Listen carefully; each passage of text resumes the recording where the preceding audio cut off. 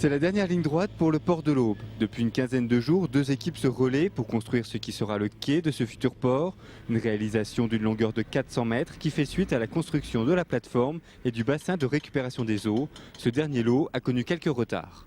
C'est le dernier lot, effectivement, qui aurait dû être terminé, mais bon, malheureusement, avec les problèmes que nous avons rencontrés, les problèmes dus notamment au terrain, donc nous avons été amenés à revoir la technique et donc nous sommes repartis sur un double rideau de pales-planches, c'est-à-dire un rideau d'ancrage avec des pales-planches allant jusqu'à 5,50 m de longueur et des rideaux, le rideau principal qui lui demande des pales-planches de 15,50 m.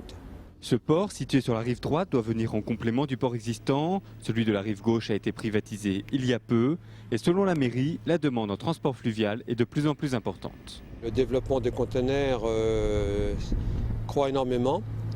Et donc on reconstitue un port public rive droite puisqu'il y a bien d'autres entreprises qui sont intéressées pour utiliser le transport fluvial. Puisque, comme je disais, écologiquement c'est intéressant, mais aussi au niveau du coût. Le coût du fluvial est quand même moindre que le coût fer et routier. Cette plateforme multimodale de 15 hectares est située à proximité du parc logistique de l'Aube et d'importants réseaux européens de transport. Elle est destinée à acheminer principalement des conteneurs vers le port du Havre à l'embouchure de la Seine. C'est avant tout un port pour trafic conteneurs.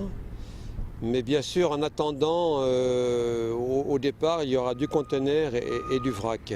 Comme on avait pris du retard, aujourd'hui, bien sûr, les entreprises ne sont peut-être pas forcément prêtes.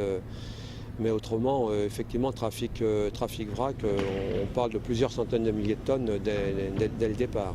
Puisqu'aujourd'hui, beaucoup de trafic se fait par le port à Bray-sur-Seine. Et donc, c'était une solution de dépannage, mais tonnages qui vont revenir sur le port de Nogent. Ce port ne sera pas exploité directement par la mairie. Une délégation de service doit être désignée. Actuellement, 4 entreprises sont en compétition. Il restera encore une dernière étape, les enrobés. Ils seront réalisés après l'hiver. La livraison du chantier devrait avoir lieu vers juin 2011.